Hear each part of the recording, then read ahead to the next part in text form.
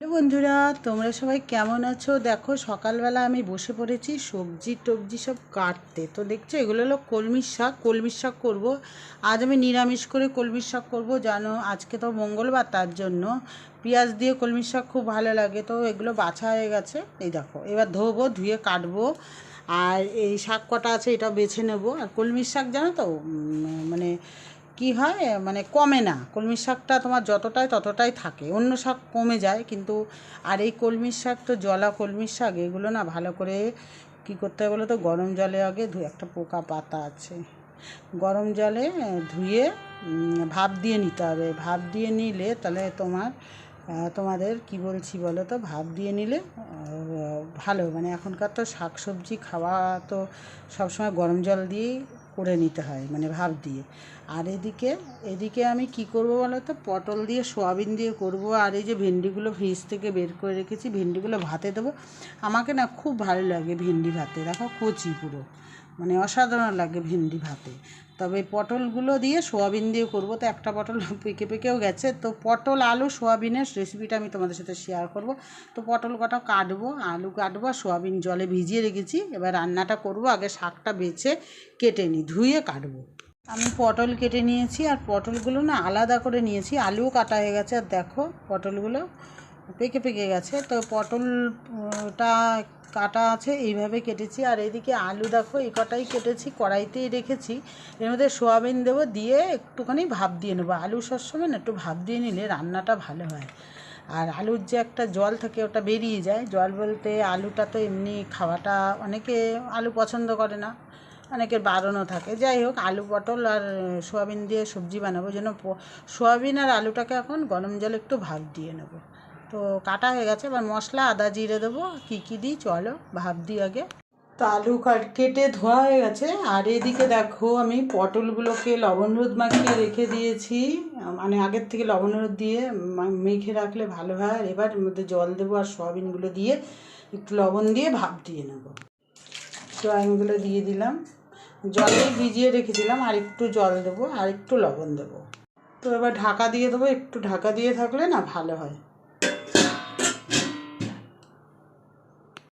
আর এই যে আদা জিরে বাটাটা আছে, এটার মধ্যে আমি হলুদ লবণ, মানে একটু মিষ্টি আর কাশ্মীরি মির্চ দিয়ে রেখে দেবো। এটা আদা জিরে বাটা আমি বেটে রেখেছিলাম। তো আমি খুব একটা বেশি মশলা দেবো না, একদম মানে অল্প মশলা দিয়েই করবো, তবে নিরামিষ করবো। 1 চামচ হলুদ এর মধ্যে দিয়ে দেবো, মশলাটা একবারে তৈরি করে নিই। কাশ্মীরি মির্চ দেবো 1/2 চামচ, মানে অল্পই দেবো, খুব বেশি দেবো না। তবে কাঁচা লঙ্কার মধ্যে দেবো সোয়াবিনটার মধ্যে। ধনিয়া পাউডার, তো ধনিয়া পাউডারের মধ্যে দিয়ে দিচ্ছি। চিনি দিচ্ছি, সোয়াবিন তো একটু মিষ্টি দিলে ভালো লাগে। স্বাদ মতো লবণ দেবো। গরম মশলা, এটা আমার হাতের করা। একটু জল দিয়ে মশলাটা ভিজিয়ে রাখবো, তাহলে কি হবে, মশলাটা খুব ভালো হয়। এভাবে আমি যখনই নিরামিষ কিছু করি বা সোয়াবিন টোয়াবিন, মশলাগুলো একসঙ্গে করে একটু ভিজিয়ে রাখি।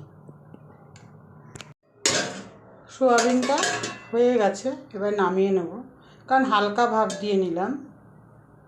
একটু নাড়াচাড়া করে দিয়ে নামিয়ে,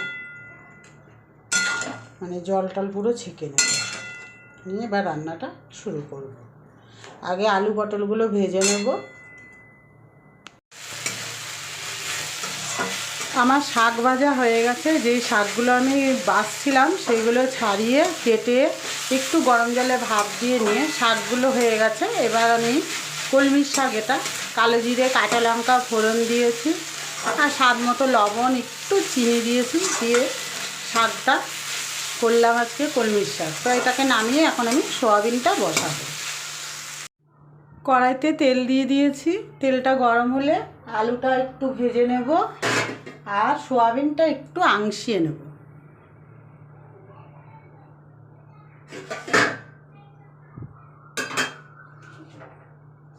এই যে আলু আছে, এবার আলুটা আমি এর মধ্যে দেব।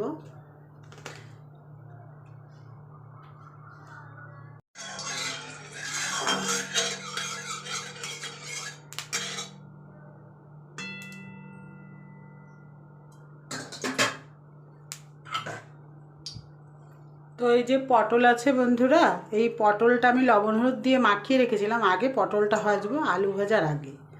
তো তেলটা একটু লাগে, টাইম লাগছে মানে গরম হতে।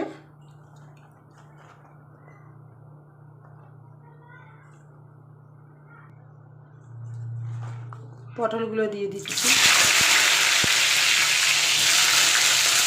পটলগুলো এবার লাল লাল করে ভেজে নিই।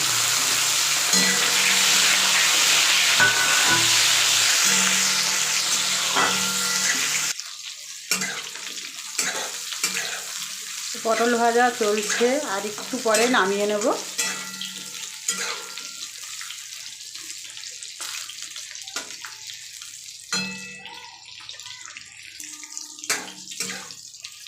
তো এবার নামিয়ে নেব।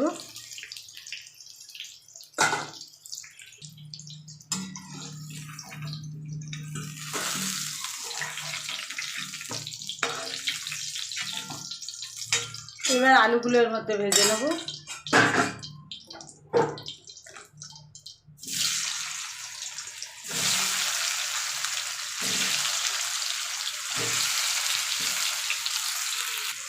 একটু লবণ হলুদ দিয়ে দিয়েছি, দিয়ে আলুগুলো ভালো করে ভাজবো, খুব ভালো করে হালকা করেই ভাজবো।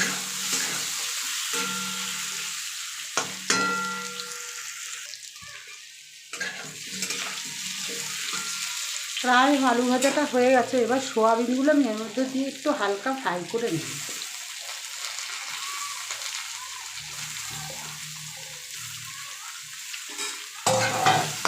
নাড়াচাড়া করে জাস্ট নামিয়ে নেব। তো আজকে আমি সোয়াবিন আলু আর পটল দিয়ে যে রেসিপিটা করছি, এটা সম্পূর্ণ নিরামিষভাবেই করছি। কারণ হলো নিরামিষও ভালো লাগে ভালোভাবে মানে করলে, তবে সোয়াবিনটাই না একটু আদা রসুন দিলে বেশি ভালো হয়। আজকে আমার মঙ্গলবার, ওই জন্য আমি সম্পূর্ণ নিরামিষ করে আমি সোয়াবিনটা বানাই। তো আমি তেলটা একদম পরিমাণ মতো দিয়েছি, মানে সোয়াবিনে একটু তেল বেশি লাগে। তবে সোয়াবিনটা যদি আমি আলাদা মানে শুধু ভাজতাম অনেক তেল টানতো, ওই জন্য আলু ভাজা হয়ে গেছে। আলু ভাজা মানে যেটা হয়ে গেছে এর মধ্যেই আমি সোয়াবিনটা একটু নাড়াচাড়া করে দিচ্ছি। এবার আমি নামিয়ে নেব।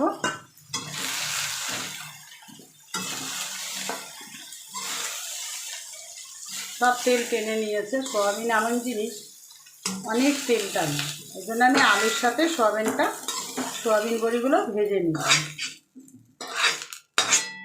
এবার আমি তেল দেব কড়াইতে। তেল দিয়ে দিলাম। এবার গোটা জিরে ফোড়ন দেব,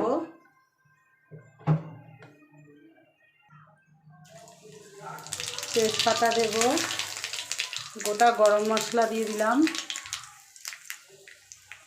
এবারে আমি যে মশলাটা করেছিলাম এর মধ্যে দিয়ে দিলাম। মশলাটা দিয়ে দিয়েছি, দিয়ে নাড়াচাড়া করব, মানে সাঁতলাবো।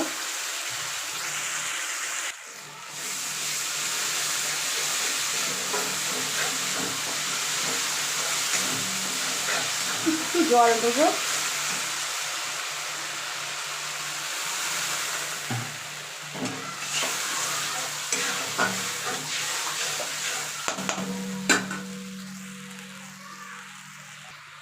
কাঁচা লঙ্কা দিয়ে দিলাম।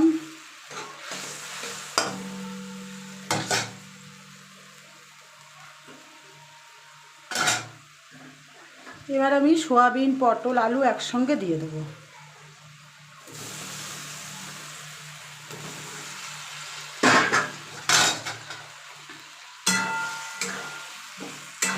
দিয়ে এবার একসঙ্গে একটু কষাবো।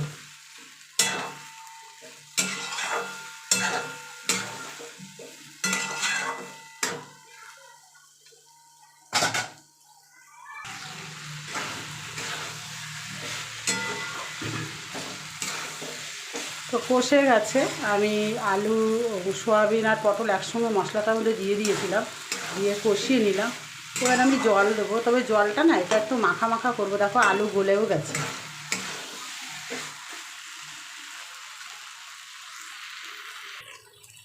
জল দিয়ে দিচ্ছি।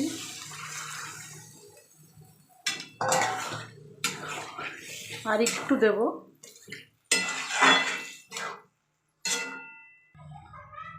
তো জল দিয়ে দিয়েছি, এবার একটু ঢাকা দিয়ে দেবো।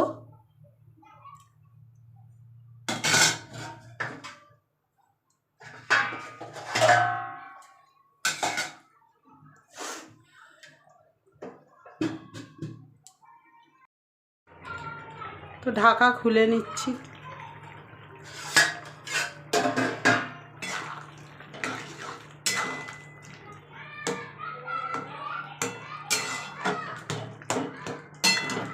আর একটুখানি ফুটাবো, ফুটিয়ে আমি ঘি দিয়ে দেবো, একটু গাওয়া ঘি।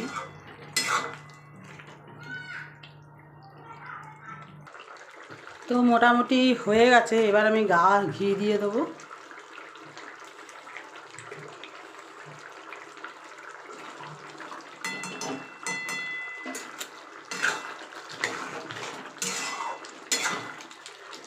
তো আমার সোয়াবিনের রেসিপিটা এই পর্যন্তই, এখন নামিয়ে নেব। তো কেমন লাগলো বন্ধুরা অবশ্যই কমেন্ট করে বলো। আর যারা নতুন তারা সাবস্ক্রাইব করতে ভুলো না। নেক্সট আবার একটা ভিডিও নিয়ে আসবো। তো এখন এটাকে আমি নামিয়ে নেব।